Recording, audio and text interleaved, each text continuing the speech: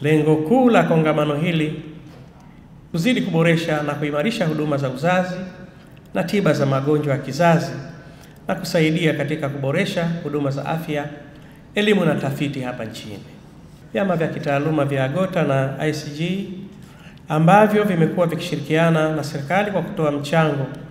wa kitaaluma katika kuandaa sera na miongozo mbalimbali yenye lengo la kuboresha utoaji wa huduma bora za kiafya kwa mama wajawazito na watoto wachanga. Tunatambua na kuthamini mchango wa AGOTA ambao kwa kushirikiana na Wizara ya Afya umekuwa ukisaidia katika utekelezaji wa miradi mbalimbali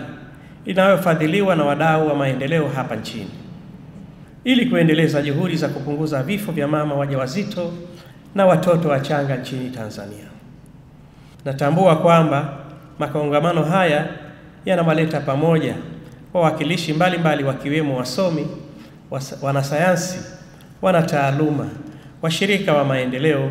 watunga sera na wadau wengine wanaowakilisha sekta zinazohusiana na elimu ya afya, tafiti na maendeleo kutoka ndani na nje ya nchi. Serikali zetu zinatambua umuhimu wa wanasayansi kukaa pamoja ili kujadili, kushiriki na kubadilishana maarifa ya kisayansi ambayo hatimaye yataboresha hali ya afya ya jamii nchini ili kukuza maendeleo ya kijamii na kiuchumi ya taifa kwa ujumla. Nitumie fursa hii pia kuwapongeza Wizara ya Afya ikishirikiana na vyama vya kitaaluma kwa kujitahidi kulinda ubora wa huduma katika sekta ya afya licha ya changamoto mbalimbali zilizopo. Napenda niwahakikishie kwamba serikali itaendelea kuwapa ushirikiano mkubwa ili kwa pamoja tuweze kutatua changamoto zinazotukabili ili kufikia kutoa huduma bora za afya na zenye viwango vya kimataifa kwa wote.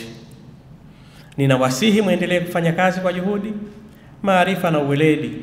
ili kuendelea kuleta mageuzi makubwa katika sekta ya afya kwa madhumuni ya kuzidi kuboresha huduma zetu